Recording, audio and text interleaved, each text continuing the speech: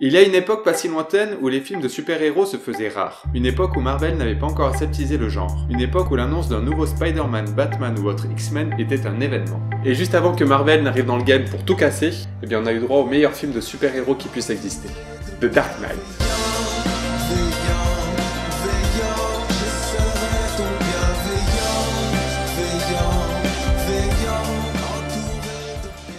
The Dark Knight est un film de Christopher Nolan sorti en salle durant l'été 2008. Dans ce film, nous suivons Batman, interprété par l'incroyable Christian Bale, qui fait face au Joker, interprété par le magnifique Heath Ledger. Alors, avant tout et comme souvent, on va remettre le film dans le contexte de sa sortie en 2008. Et pour ce faire, on va commencer par parler très rapidement de l'histoire du personnage de Batman, et nous allons surtout parler des films sortis au cinéma, dans lesquels on retrouve ce personnage avant The Dark Knight. C'est parti! Batman est un super-héros de comics créé par le dessinateur Bob Kane et le scénariste Bill Finger en 1939. La particularité de ce super-héros est qu'il n'a pas de super-pouvoir, mais il a beaucoup d'argent. Très rapidement après sa première apparition dans un comic, ce personnage est devenu très populaire. Le premier film Batman sorti au cinéma date de 1966 et s'appelait tout simplement Batman. Ce premier film reste dans les mémoires collectives pour être l'un des films les plus kitsch qu'on ait pu voir au cinéma. Il a ensuite fallu attendre plus de 20 ans pour revoir le personnage de Batman au cinéma, et ce retour on le doit à un certain Tim Burton qui dépoussiéra la franchise avec Batman en 1989, suivi du magnifique Batman le défi en 1992. Ces deux films ont permis au personnage de l'homme chauve-souris de revenir sur le devant de la scène. Ce regain de popularité pour ce super-héros permet la création de la série animée Batman durant les années 90, qui reste une référence absolue dans les séries animées. Perso, c'est avec cette série que j'ai découvert l'univers de Batman et j'en garde un excellent souvenir. Et chaque fois que je retombe sur le générique, j'ai toujours de petits frissons.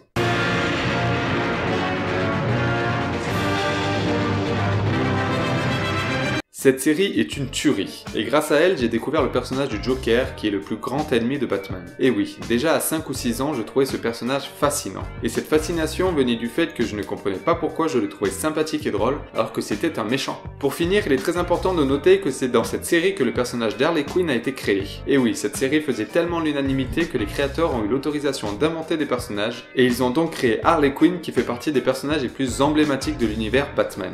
Voilà pour l'historique rapide de Batman au cinéma avant les années 2000. Comment? J'ai oublié de film? Vous êtes sûr? Vous voulez vraiment parler de ces deux films? Bon. Avec les deux films de Tim Burton et la série animée, Batman était au top de sa popularité au milieu des années 90. Mais malheureusement, les dirigeants de Warner Bros, qui était la société de production des films Batman, ont voulu trop vite surfer sur cette vague de popularité en sortant deux nouveaux films à la fin des années 90. Et pour ces nouveaux films, les producteurs disent bye bye à Tim Burton. En effet, ils considèrent que ces films étaient un peu trop glauques et froids, ce qui est le propre de l'univers de Batman, et veulent un film un peu plus coloré et familial. Ils font donc appel à Joel Schumacher.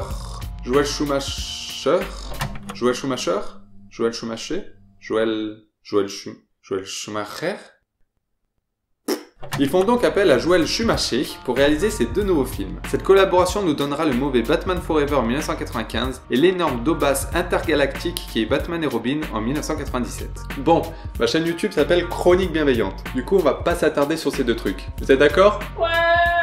Ah, c'est mieux, ouais. S'il faut garder quelque chose de Batman Forever, bah on va dire que pour ceux qui aiment Jim Carrey, bah il fait du Jim Carrey, du coup ça fonctionne pour son personnage. Splendid. Et dans Batman et Robin, peut-être cette image de Schwarzy en Mr. Freeze. Ce qui m'énerve surtout avec ces deux films, bah c'est tout simplement que ce sont les deux films de Batman que j'ai dû le plus voir dans ma vie. Car quand j'étais gosse, ils passaient très souvent à la télé. C'était des films bien plus familiaux que les deux premiers, et du coup ils étaient bien plus diffusés que ceux de Tim Burton. Et le pire c'est que j'aimais bien les revoir, jusqu'à ce que j'ai 10 ou 11 ans, où j'ai compris qu'en fait, bah ce sont des daubes. Ces deux films pour enfants ont donc rendu Batman un peu has-been pour le grand public, et cela a duré un peu moins de 10 ans, jusqu'à l'arrivée de Christopher Nolan. En 2003, Warner Bros annonce un reboot complet de la saga et engage le jeune Christopher Nolan pour remettre sur pied la franchise. Il réussira à redorer l'image de Batman au-delà des espérances grâce à sa trilogie. Il sortira en premier Batman Begins en 2005, puis The Dark Knight en 2008, qui est le film qui va nous intéresser pour cette chronique, et enfin The Dark Knight Rises en 2012. Avec cette trilogie, Christopher Nolan réinvente la franchise en revenant à un univers bien plus froid et réaliste. Grâce à ce reboot, Batman récupère ses lettres de noblesse. Et en plus, The Dark Knight a été un succès monstre. Et tout cela grâce à Christopher Nolan. Mais au fait, c'est qui Christopher Nolan? Christopher Nolan est un réalisateur, scénariste, monteur et producteur britanno-américain né le 30 juillet 1970. Avant d'être recruté pour réaliser les Batman, il réalisa l'un des films les plus marquants du début des années 2000 avec Memento. Dans ce film, on retrouve déjà tout ce qui fera l'œuvre de Nolan. La manipulation temporelle, les quêtes psychologiques de ses personnages, l'amour torturé, tout ça. Parmi ses œuvres les plus connues, on retrouve Inception ou encore Interstellar. Nolan fait partie de ces réalisateurs que l'on adore ou que l'on déteste. Pour ma part, pour que tout soit clair, je le kiffe sa mère.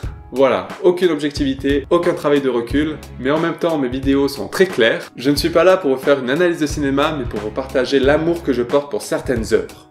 Nolan fait partie des quelques cinéastes pour lesquels j'attends chaque nouveau film avec une très grande impatience. Pourquoi? Tout simplement car quand j'ai vu Memento, j'ai kiffé, quand j'ai vu Inception, j'ai été emporté, et quand j'ai vu Interstellar, je suis tombé amoureux de tout ce qui se passait. Mais le premier film que j'ai vu de ce réalisateur et qui m'a foutu une claque dès cette première rencontre cinématographique, c'est donc The Dark Knight. Je suis allé voir The Dark Knight à sa sortie avec mon frère dans le petit cinéma de ma ville natale, et donc en VF. Je ne connaissais rien à l'histoire mis à part la présence du Joker, puisqu'à l'époque on n'était pas submergé de trailers. Je venais juste de voir Batman Begins quelques semaines avant, qui m'avait plu mais sans plus. Du coup j'y suis allé car c'était le blockbuster de l'été, mais sans attente particulière. Et bien finalement, ça a été une claque. J'ai été conquis par le film. Il m'a attrapé dès la première scène et ne m'a tout simplement pas lâché pendant 2h30. Car oui, son premier point fort c'est sa scène d'introduction. Nous suivons lors de cette première scène un braquage de banque qui a été commandité par le Joker. Et quel braquage! Le film s'ouvre en nous immergeant dans cette merveilleuse scène de tension et d'action. Il n'y a aucun temps mort et nous voguons de surprise en surprise. Et après cette première claque, le film ne nous lâche plus grâce à un rythme parfaitement orchestré. Et au-delà du rythme, le film ne nous lâche pas durant 2h30 grâce à une prouesse que très peu de films arrivent à réaliser. C'est que dans ce film, on passe par toutes les émotions possibles. C'est bien simple, dans The Dark Knight on retrouve de nombreux genres de films. Et c'est pour ça que pour moi, The Dark Knight est le film de super-héros ultime. Car on ne s'arrête pas à un simple enchaînement de scènes d'action. Il y a bien entendu des scènes d'action époustouflantes, mais on retrouve aussi des scènes de suspense magnifiquement menées dont la conclusion nous surprend plusieurs fois. Et c'est une chose qu'on ne retrouve pas du tout dans les films Marvel d'aujourd'hui. Je ne suis jamais surpris par la conclusion de n'importe quelle scène. Il est aussi beaucoup question dans The Dark Knight de politique. Et Dieu sait que je kiffe les films et les séries qui traitent d'arrangements politiques et de manipulation. The Dark Knight peut être aussi vu comme un film de mafia par exemple, et puis on rit aussi. Enfin, on rit si on aime l'humour du Joker. Et perso, je me régale de son humour noir.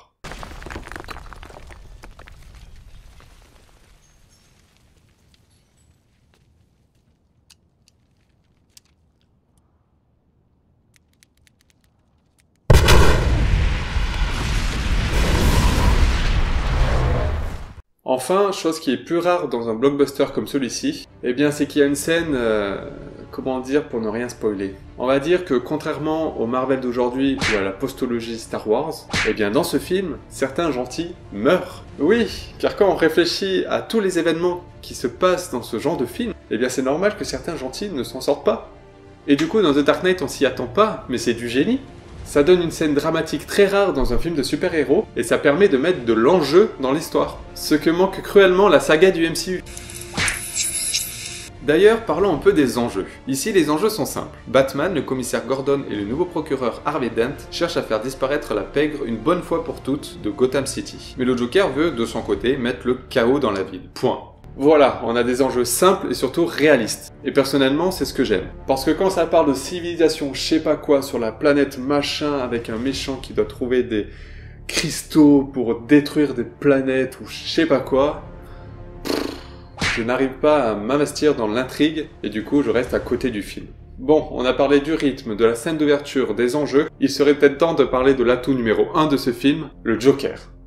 Le Joker est, comme je l'ai dit auparavant, l'ennemi principal de Batman. Et comme je l'ai dit en intro, c'est un personnage que j'adore depuis l'enfance. C'est mon méchant préféré. Pour ceux qui ne le connaissent pas et pour faire très simple, c'est un psychopathe avec un humour sadique qui est obsédé par une seule idée, tuer Batman et mettre le chaos dans Gotham City. Ici, le Joker est interprété par le regretté Heath Ledger qui a révolutionné le personnage. Bye bye le côté cartoonesque et bonjour le côté glauque du personnage. Un maquillage dégueu, une démarche d'estropié, un psychopathe solitaire qui est obsédé par la destruction. Et ça fonctionne du feu de Dieu. Ce que j'aime surtout dans ce Joker, au-delà de la performance monstrueuse de Heath Ledger, c'est l'écriture du personnage et le fait qu'on ne sait rien sur lui. D'où il vient, pourquoi il fait ça, on s'en fiche. Et le film se permet même de jouer avec ses origines non définies. Et bordel, ça fait du bien de ne pas tout expliquer. N'est-ce pas Star Wars 9? C'est pas la peine de tout expliquer? Ah, je suis méchant aujourd'hui. Je suis méchant. Ici, le Joker est un psychopathe qui veut le chaos, et basta.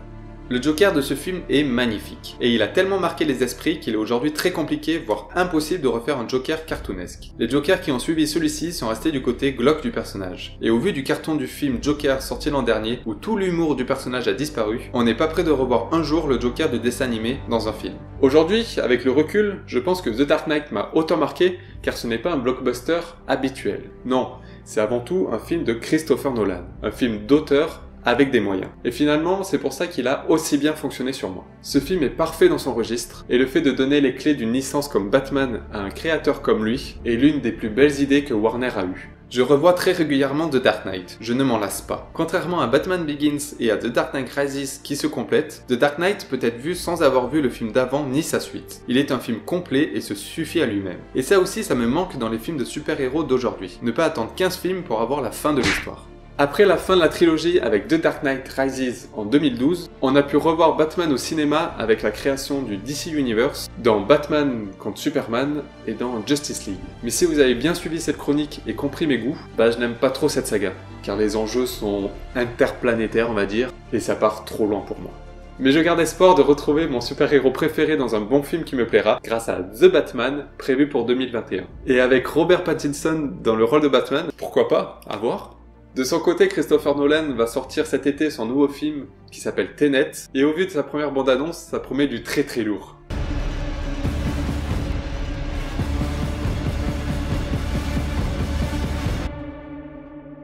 Don't try to understand it.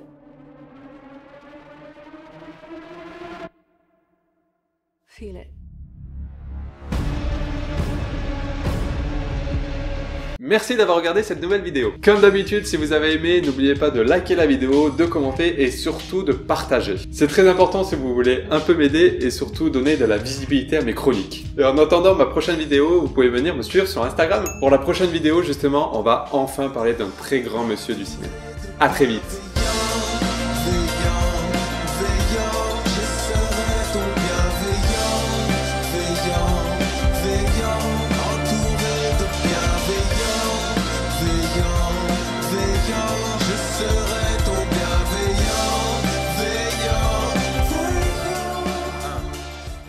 Mais pour vous partager... Je ne suis pas là pour vous partager... Non, faut faire une analyse.